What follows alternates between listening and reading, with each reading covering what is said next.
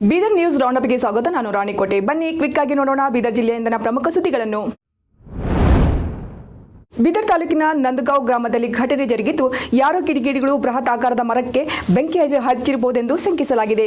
ಆಲದ ಮರ ಧಗಧಗನೆ ಹೊತ್ತು ಉರಿಯುವುದನ್ನು ಕಂಡ ಗ್ರಾಮಸ್ಥರು ಅಗ್ನಿಶಾಮಕದ ಸಿಬ್ಬಂದಿಗಳಿಗೆ ವಿಷಯ ತಿಳಿಸಿದ್ದಾರೆ. ವಿಷಯ ತಿಳಿದು ಸ್ಥಳಕ್ಕೆ ಧಾವಿಸಿದ ಅಗ್ನಿಶಾಮಕ ದಳ ಸಿಬ್ಬಂದಿಗಳು ಬೆಂಕಿ ನಂದಿಸಲು ಹರಸಾಹಸ ಪಟ್ಟಿದ್ದಾರೆ. ಈ ಘಟನೆಯು ಜನವಾಡ ಪೊಲೀಸ್ ಠಾಣೆ ವ್ಯಾಪ್ತಿಯಲ್ಲಿ ಜರುಗಿದೆ.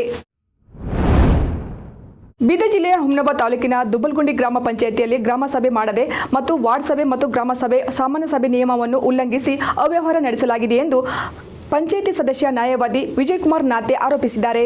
ಗ್ರಾಮ ಪಂಚಾಯತ್ ಸದಸ್ಯ ವಿಜಯಕುಮಾರ್ ನಾತೆ ಬೀದರ್ ಜಿಲ್ಲಾ ಪಂಚಾಯಿತಿ ಮುಖ್ಯ ಕಾರ್ಯನಿರ್ವಾಹಕ ಅಧಿಕಾರಿ ಗಿರೀಶ್ ಬದೋಲೆ ಲಿಖಿತ ದೂರು ಸಲ್ಲಿಸಿ 2028ನೇ ಸಾಲಿನಿಂದ ಈವರೆಗೆ 15 ಹಣಕಾಸು ಯೋಜನೆಯಡಿ ಮತ್ತು ನಿಧಿ 2 ಎಂಜಿಇ ನರೇಗಾ ಉದ್ಯೋಗ ಖಾತ್ರಿ ಯೋಜನೆಯಡಿ ಕೂಲಿ ಕಾರ್ಮಿಕರಿಗೆ ಕೆಲಸ ಕೊಡದೆ ಸರ್ಕಾರದ ಕೋಟ್ಯಾಂತರ ಹಣ ದುರ್ಬಳಕೆ ಮಾಡಿಕೊಂಡಿದ್ದಾರೆ. ಇಲ್ಲಿನ ಪಂಚಾಯಿತಿ ಅಭಿವೃದ್ಧಿ ಅಧಿಕಾರಿ ಮತ್ತು ಸಂಬಂಧಪಟ್ಟವರ ವಿರುದ್ಧ ತನಿಖೆ ಕೈಗೊಂಡು ಕಾಮಗಾರಿ ಸ್ಥಳ ಪರಿಶೀಲನೆ ನಡೆಸಬೇಕೆಂದು ಒತ್ತಾಯಿಸಿದ್ದಾರೆ.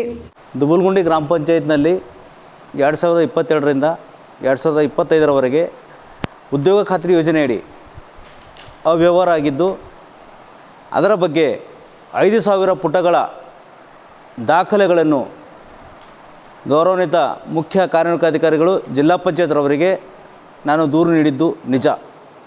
14/3/2025ರಂದು ತನಿಖೆಗೆ ಎಲ್ಲ ದಾಖಲಾತಿಗಳನ್ನು ಕೊಟ್ಟಿರ್ತೇನೆ.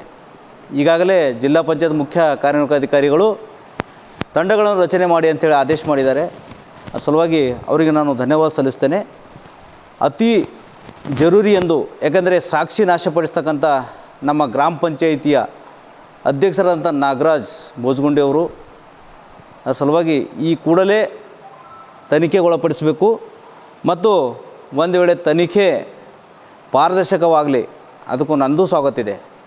ತಪ್ಪು ಹಾದಿಗಿಡಿಸ್ತಕ್ಕಂಥ ಕೆಲಸ ಸನ್ಮಾನ್ಯ ಅಧ್ಯಕ್ಷರು ಮಾಡ್ತಾಯಿದ್ದಾರೆ.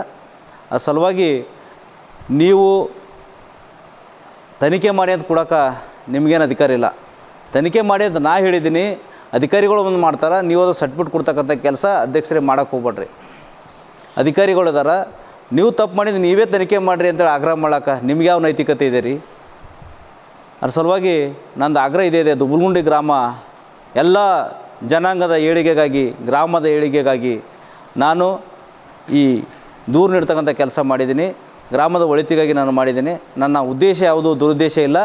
ಗ್ರಾಮದ ಅಭಿವೃದ್ಧಿಯೇ ನನ್ನ ಧ್ಯೇಯ ಇದೆ. ಅದ್ರ ಸಲುವಾಗಿ ಇದೇನೋ ಸರ್ವಾಧಿಕಾರಿ ಧೋರಣೆ ಗ್ರಾಮ ಪಂಚಾಯತ್ ಅಧ್ಯಕ್ಷರಾದ ನಾಗರಾಜ್ ಬೋಜ್ಗುಂಡಿರವ್ರು ಮಾಡ್ತಾಯಿದ್ದಾರೆ. ಅವರ ಅವರು ಧೋರಣೆಯನ್ನು, ಸರ್ವಾಧಿಕಾರಿ ಧೋರಣೆಯನ್ನು ನಾನು ಖಂಡಿಸ್ತೇನೆ. ಇವತ್ತಿನ ದಿವಸ ನಾ ಪತ್ರಿಕಾಗೋಷ್ಠಿ ಕರೆಯೋ ಉದ್ದೇಶ ಏನಂದ್ರೆ, ಅಧ್ಯಕ್ಷರ ಅವ್ಯವಹಾರ ತನಿಖೆ ಮಾಡಿ ಅಂತ ಕೇಳ್ತಾ ಇದ್ದೀನಿ. ಈ ಕೂಡಲೇ ತನಿಖೆ ಮಾಡಬೇಕಂತೇಳಿ ಮತ್ತೊಮ್ಮೆ ನಿಮ್ಮ ಮಾಧ್ಯಮದ ಮುಖಾಂತರ ನಾನು ಮುಖ್ಯ ಕಾರ್ಯನಿರ್ವಾಹಕ ಅಧಿಕಾರಿಗಳಿಗೆ ಮನವಿ ಮಾಡ್ಕೋತಾ ಇದ್ದೀನಿ. ನಮಸ್ಕಾರ. ನಾಳೆಯಿಂದ ರಾಜ್ಯಾದ್ಯಂತ ನಡೆಯಲಿರುವ ಎಸ್ಎಸ್ಎಲ್ಸಿ ಪರೀಕ್ಷೆ ವಿಚಾರವಾಗಿ ಸಕಲ ಸಿದ್ಧತೆಗಳು ನಡೆಯುತ್ತಿದ್ದು, ಬೀದರ್ ಜಿಲ್ಲೆಯಲ್ಲಿಯೂ ಸಹ ಪರೀಕ್ಷೆಗೆ ಎಲ್ಲ ಪೂರ್ವ ಸಿದ್ಧತೆಗಳು ತಯಾರಿ ನಡೆಯುತ್ತಿವೆ. ಇನ್ನು ಎಸ್ಎಸ್ಎಲ್ಸಿ ಪರೀಕ್ಷೆಯ ಪೂರ್ವ ತಯಾರಿ ವಿಚಾರವಾಗಿ ಉತ್ತರ ಕರ್ನಾಟಕ ಸುದ್ದಿವಾಹಿನಿಯೊಂದಿಗೆ ಮಾತನಾಡಿದ ಬೀದರ್ ಜಿಲ್ಲಾ ಪಂಚಾಯತ್ನ ಮುಖ್ಯ ಕಾರ್ಯನಿರ್ವಾಹಕ ಅಧಿಕಾರಿ ಡಾಕ್ಟರ್ ಗಿರೀಶ್ ಬದೋಲೆ, ನಾಳೆಯಿಂದ ಎಸ್ಎಸ್ಎಲ್ಸಿ ಪರೀಕ್ಷೆ ನಡೆಯಲಿದ್ದು, ಎಲ್ಲ ಪರೀಕ್ಷಾರ್ಥಿಗಳಿಗೂ ನನ್ನ ಶುಭ ಹಾರೈಕೆಗಳು. ಎಲ್ಲ ವಿದ್ಯಾರ್ಥಿಗಳು ಆತ್ಮವಿಶ್ವಾಸದಿಂದ ಪರೀಕ್ಷೆ ಎದುರಿಸಿ ಎಂದು ಹೇಳಿದರು. ನಾಳೆಯಿಂದ ಎಸ್ಎಸ್ಎಲ್ಸಿ ಪರೀಕ್ಷೆ ಸ್ಟಾರ್ಟ್ ಆಗ್ತಾ ಇದೆ. ಈ ಎಸ್ಎಸ್ಎಲ್ಸಿ ಪರೀಕ್ಷೆಗೆ ಹಾಜರಾಗುತ್ತಿರುವ ಬೀದರ್ ಜಿಲ್ಲೆಯ ಎಲ್ಲ ವಿದ್ಯಾರ್ಥಿಗಳಿಗೆ ಶುಭ ಹಾರೈಕೆಗಳು. ಎಲ್ಲರೂ ಧೈರ್ಯದಿಂದ, ಆತ್ಮವಿಶ್ವಾಸದಿಂದ ಎಕ್ಸಾಮ್ ಬರೀಬೇಕು. ಜಿಲ್ಲಾಡಳಿತ ಈ ಎಕ್ಸಾಮನ್ನು ಸುಗಮವಾಗಿ ನಡೆಸುವ ನಿಟ್ಟಿನಲ್ಲಿ ಎಲ್ಲ ಸಿದ್ಧತೆಗಳನ್ನು ಮಾಡಿಕೊಂಡಿದೆ. ಈ ಎಕ್ಸಾಮನ್ನು ಸುರಕ್ಷಿತವಾಗಿ ನಡೆಸುವ ನಿಟ್ಟಿನಲ್ಲೂ ಕೂಡ ಎಲ್ಲ ಪೂರಕ ಸಿದ್ಧತೆಗಳನ್ನು ಮಾಡಿಕೊಂಡಿದ್ದೀವಿ. ಜೊತೆಗೆ ಎಲ್ಲ ಎಕ್ಸಾಮ್ ಸೆಂಟರ್ಗಳಲ್ಲಿ ಸೂಕ್ತ ಭದ್ರತೆ ವ್ಯವಸ್ಥೆ, ಜೊತೆಗೆ CCTV ವ್ಯವಸ್ಥೆ.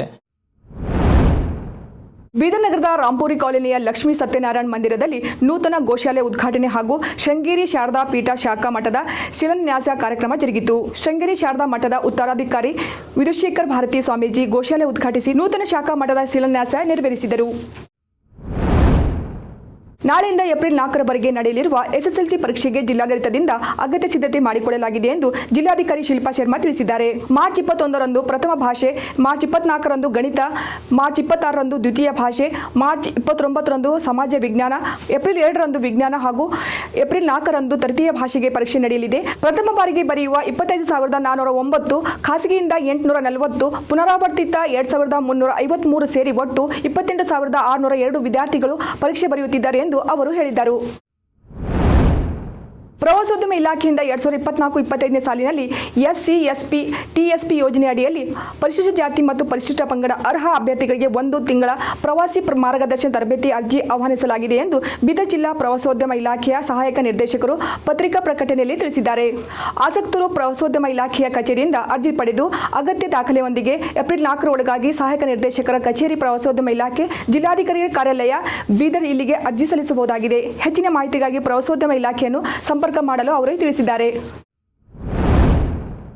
2024-25ನೇ ಸಾಲಿನ ಮುಂಗಾರು ಹಂಗಾಮಿನಲ್ಲಿ ಬೆಂಬಲ ಬೆಲೆ ಯೋಜನೆಯಡಿ FAQ ಗುಣಮಟ್ಟದ ತೊಗರಿ ನೋಂದಣಿ ಅವಧಿಯನ್ನು ಮಾರ್ಚ್ 31ರವರೆಗೆ ವಿಸ್ತರಿಸಿ ಸರ್ಕಾರ ಆದೇಶಿಸಿದೆ ಎಂದು ಬೀದರ್ನ ಕೃಷಿ ಮಾರುಕಟ್ಟೆ ಇಲಾಖೆಯ ಸಹಾಯಕ ನಿರ್ದೇಶಕರು ಪತ್ರಿಕಾ ಪ್ರಕಟಣೆಯಲ್ಲಿ ತಿಳಿಸಿದ್ದಾರೆ. ಅಖಿಲ ಭಾರತೀಯ ವಿದ್ಯಾರ್ಥಿ ಪರಿಷತ್ನ ಬೀದರ್ ಜಿಲ್ಲಾ ಘಟಕದ ವತಿಯಿಂದ ಬೀದರ್ ನಗರದಲ್ಲಿ ಮಾರ್ಚ್ 23ರಿಂದ ಉಚಿತ CET ನೀಟ್ ತರಬೇತಿ ಹಮ್ಮಿಕೊಳ್ಳಲಾಗಿದೆ. ಬೀದರ್ ನಗರದ ಸನ್ ಸಾಫ್ಟ್ ಪದವಿ ಕಾಲೇಜಿನಲ್ಲಿ 1 ತಿಂಗಳು ತರಬೇತಿ ನಡೆಯಲಿದ್ದು, ವಿದ್ಯಾರ್ಥಿಗಳು ಇದರ ಪ್ರಯೋಜನ ಪಡೆದುಕೊಳ್ಳಬೇಕೆಂದು ABVP ಜಿಲ್ಲಾ ಸಂಚಾಲಕ ಶಶಿಕಾಂತ್ ರಾಕಲೆ ತಿಳಿಸಿದರು.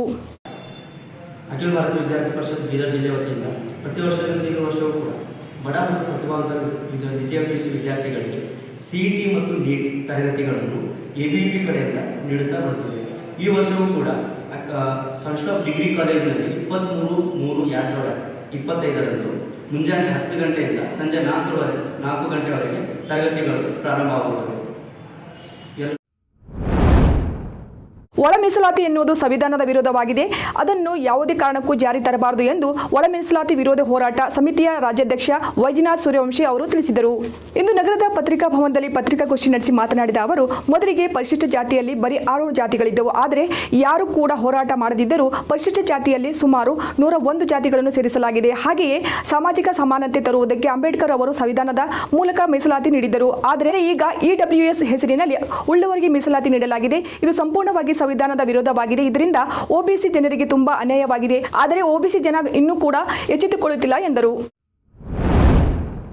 ನಿನ್ನೆ ಸಂಜೆ ಬೆಂಗಳೂರಿನಲ್ಲಿ ಬಸವಕಲ್ಯಾಣ ಮತಕ್ಷೇತ್ರದ ಕಾಂಗ್ರೆಸ್ ಮುಖಂಡರಾದ ಧನರಾಜ ತಾಡಂಪಳ್ಳಿ ಅವರ ಗೃಹ ಕಚೇರಿ ಕರ್ನಾಟಕ ಯುವ ಕಾಂಗ್ರೆಸ್ನ ನೂತನ ಪದಾಧಿಕಾರಿಗಳು ಹಾಗೂ ಬೀದರ್ ಜಿಲ್ಲೆಯ ಯುವ ಕಾಂಗ್ರೆಸ್ನ ಅಧ್ಯಕ್ಷರಾಗಿ 3ನೇ ಬಾರಿಗೆ ಚುನಾಯಿತರಾದ ಫರೀದ್ ಖಾನ್ ಸೇರಿದಂತೆ ಜಿಲ್ಲೆಯ ತಾಲೂಕು ಅಧ್ಯಕ್ಷರು ಹಾಗೂ ಯುವ ಮುಖಂಡರು ಭೇಟಿ ಮಾಡಿ ಸನ್ಮಾನಿಸಿದರು. ಈ ಸಂದರ್ಭದಲ್ಲಿ ನೂತನವಾಗಿ ಚುನಾಯಿತರಾದ ಎಲ್ಲ ಪದಾಧಿಕಾರಿಗಳಿಗೆ, ಅಧ್ಯಕ್ಷರುಗಳಿಗೆ ಅಭಿನಂದಿಸಿ ಕಾಂಗ್ರೆಸ್ ಪಕ್ಷದವರು ಸಂಘಟಿಸಿದವರ ಜೊತೆಗೆ ಪ್ರಜಾಪ್ರಭುತ್ವದ ಸೇವೆ ಮಾಡಬೇಕೆಂದು ಧನರಾಜ ತಾಡಂಪಳ್ಳಿ ಅವರು ತಿಳಿಸಿದ್ದಾರೆ.